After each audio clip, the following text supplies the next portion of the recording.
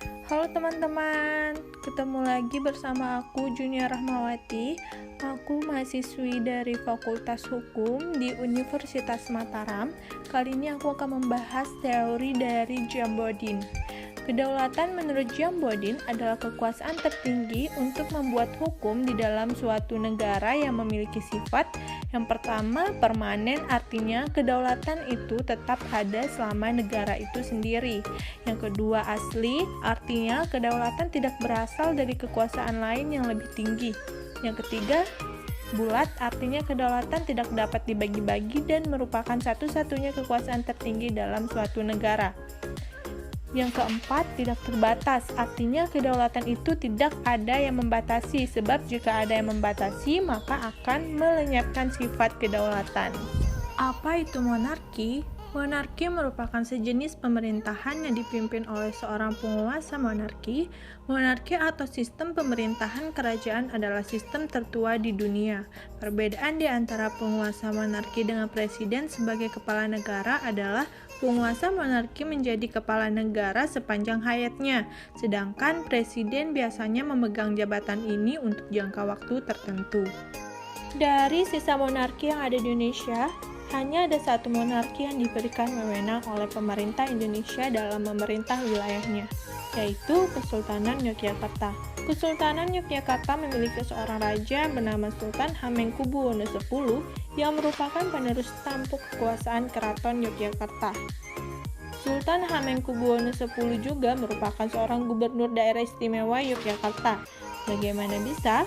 Yogyakarta memiliki sebuah undang-undang keistimewaan yang dimana undang-undang tersebut berisi UU Keistimewaan Yogyakarta adalah Undang-Undang Nomor 13 Tahun 2012 tentang Keistimewaan Daerah Istimewa Yogyakarta. Kewenangan istimewa meliputi tata cara pengisian jabatan, kedudukan, tugas, dan wewenang gubernur dan wakil gubernur. Kelembagaan pemerintah daerah istimewa Yogyakarta, kebudayaan, pertahanan, dan tata ruang. Dengan demikian, pemerintahan daerah-daerah istimewa Yogyakarta mempunyai kewenangan yang meliputi kewenangan istimewa berdasarkan undang-undang ini, ada kewenangan berdasarkan undang-undang tentang pemerintahan daerah, serta dalam undang-undang keistimewaan jelas disebutkan bahwa gubernur daerah istimewa Yogyakarta adalah Raja Yogyakarta yang berkuasa. Sementara wakil gubernur adalah Raja Kadipaten Paku Alaman yang berkuasa. Dari tanggapan beliau tersebut dapat kita lihat bahwa walaupun pemerintah negara Indonesia memberikan wewenang-wewenang terhadap Raja Kesultanan Yogyakarta untuk menjabat sebagai gubernur di wilayahnya itu tidak akan mengganggu kedaulatan negara Indonesia, karena bagaimanapun Kesultanan Yogyakarta tetap akan berada di bawah naungan negara. Apakah korelasi dari teori Jambodin dan peninggalan monarki Indonesia? Korelasi yang sekiranya dimiliki oleh teori Jambodin dan sisa monarki di Indonesia yang masih aktif, contohnya Kesultanan Yogyakarta adalah teori kedaulatan bulat. Mengapa begitu?